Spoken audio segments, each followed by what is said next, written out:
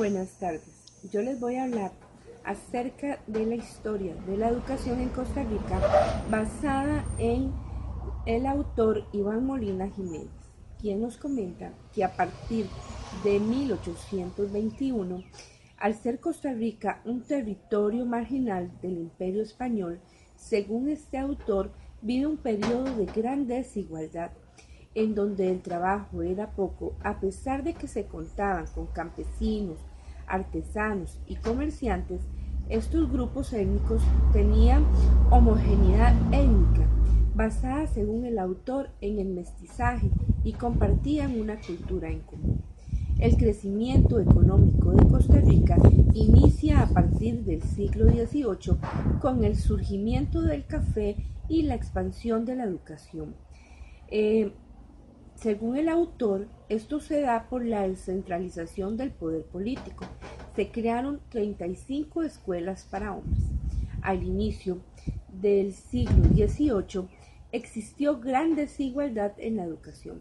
Se limitó a los hijos de pudientes. Esto fue cambiando durante el periodo. Empezaron a asistir niños de bajos recursos. Se presentaron diferentes fenómenos que varió la cantidad de estudiantes, pero igual no se detuvo la expansión de la educación. Al inicio, la religión católica tuvo gran influencia en la educación costarricense, pues sacerdotes eran los profesores en ese momento.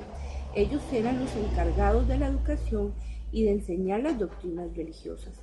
Al inicio del periodo colonial, la educación se limitó solamente a enseñar, a leer, a escribir, a contar y a aprender la doctrina cristiana.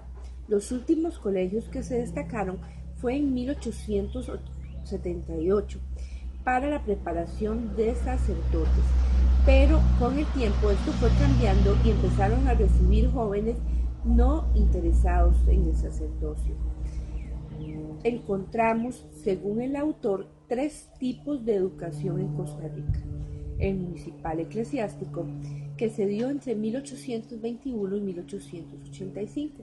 El centralizado secular, que pasó de 1886 a 1885. El secular pedagógico, a partir de 1940. Con el tiempo, las universidades empezaron a brindar otras carreras.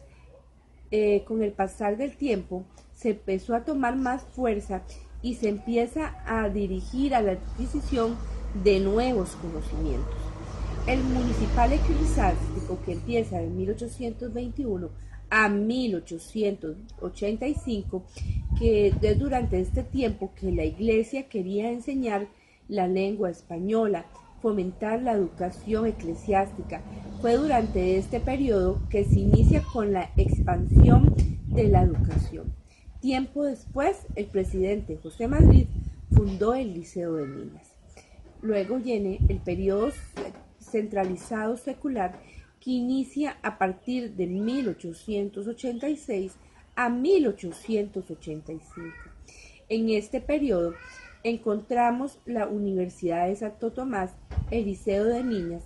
La educación pasa de ser municipal a la creación del Ministerio de Educación Pública y la educación pasa a ser obligatoria. El universitario pedagógico, que es a partir de 1940, durante este tiempo se realizan diferentes reformas educativas y se creó el Liceo de Costa Rica y el Colegio de Señoritas. El Ministerio de Educación empieza a hacerse cargo de todo lo que tiene que ver con la educación, materiales, horarios, etc. La educación de Costa Rica tiene un proceso que se ha ido desarrollando desde 1821 hasta nuestro tiempo. El resumen del capítulo 6 y 7 de Cuarto Informe de la Educación. Este resumen nos explica los instrumentos para el análisis de la educación costarricense. Encontramos el índice de oportunidades educativas, que es el encargado de conocer la igualdad e equidad, dando seguimiento al logro educativo. e identificando las circunstancias que generan la desigualdad.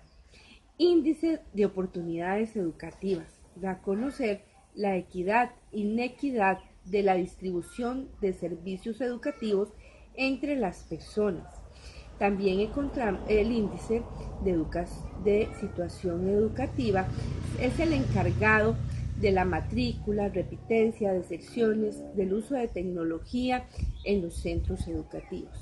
Encontramos el programa de educación social que examina el efecto de algunos programas de protección social sobre la permanencia de estudiantes en escuelas y colegios. Escenarios prósperos con el financiamiento público. Estos son los encargados de programas en comedores como becas de FONADE para las escuelas y Avancemos para los colegios. El de la evaluación de infraestructura es el encargado de evaluar todas las infraestructuras de los centros educativos. Vulnerabilidad de los centros educativos. Este se encarga de las zonas de alto riesgo en colegios y escuelas. El capítulo 7 nos habla acerca de la voz de los actores del sistema educativo. Realiza el trabajo de abordar estudios en temas como exclusión educativa. Son los encargados de estudiar qué son los estudiantes que son expulsados de los centros educativos.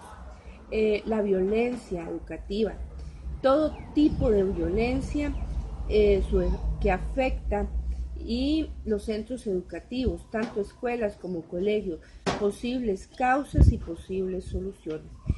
También se encarga de las adecuaciones curriculares, brinda servicios sobre la aplicación de actuaciones que se han ido implementando, así como también se encarga de la formación personal.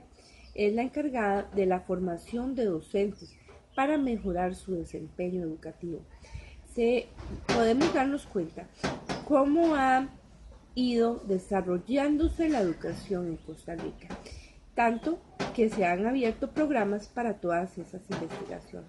Algo que es muy preocupante, lo de la violencia educativa, de investigaciones para saber cuáles son las causas, posibles soluciones. Muchas gracias, muy buenas tardes.